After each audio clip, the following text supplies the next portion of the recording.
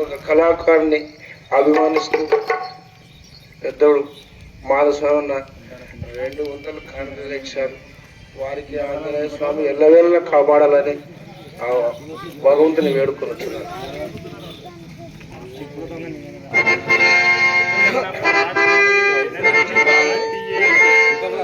చింతామణి ఈ పూట పూర్తిగా ముస్తాబేలా ఏమిటండి అంటున్నారు?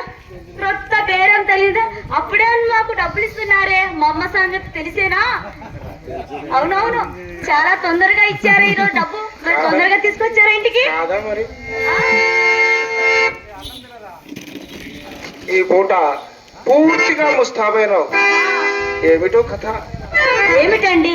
కొత్త బేరం తగిలింది తెలిసినదా? వచ్చినదా కోపం?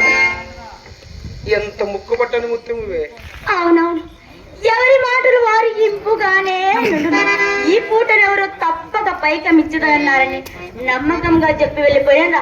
మా అమ్మ నోరు కట్టవచ్చిన కదా అని మహా సంతోషంతో ముస్తాబరి కూర్చొని కలిగిన ఫలం. అయినా అదే కానీ మీ మగవారు మాస్టర్ చదివి అసలు నమ్మనే నమ్మరండి. ఏ చండాలుడు నేను నమ్మని వాడు నిర్మూలమైపోవు. ఏదో హాస్యమునకు హద్దునవరండి. మరి వడదమండ హాస్యం అండి చెప్పు. పొరపాటే కానీ అదిగో ఇంకనేవి మనసులో ఏదో మన్న ఉన్నది ఉన్నది. ఏమండి మీకెవరు చెప్పినారు? నేను చూచినాను. వీధి గుమ్మం వచ్చిన మీ అమ్మ కంటపడవలసి వచ్చునని పెరడు గుమ్మం కడుకు వచ్చేసరికి ప్రధానంగా తలుపులు తెలుసుకున్నాను. బయటకు వచ్చినాడు. ఆ వాడిని అతను చూసి అతను తెల్లబోయినాను. ఒకరికి అనుమానం కలుగునట్లు నడుచు అతను రాకని గుర్చి ఇతగాడు అడిగే ఉండు. ఆయనను సుబ్బశెట్టి కోండు బిడ్డ అడ్డంగా తోసిన నిజం చెప్పాడు.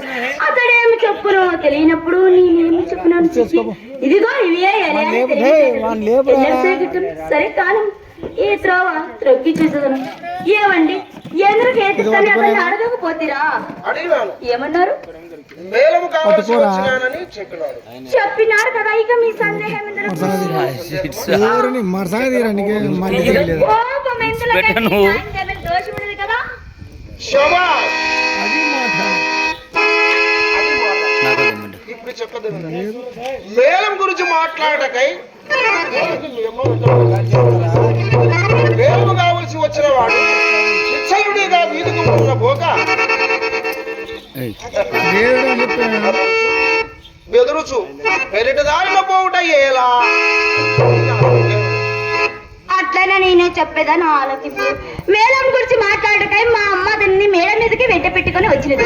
ఇంటికి వచ్చిన వారికి మర్రాచట మన ధర్మం కదా. ధర్మమే కనుక కూర్చున్నామని కుర్చీ వేసి తాంబూలమేగా అతడు వచ్చిన పని విడిచిపెట్టి ఏం చేశాడో తెలుసా? ఏం చేసినాడు?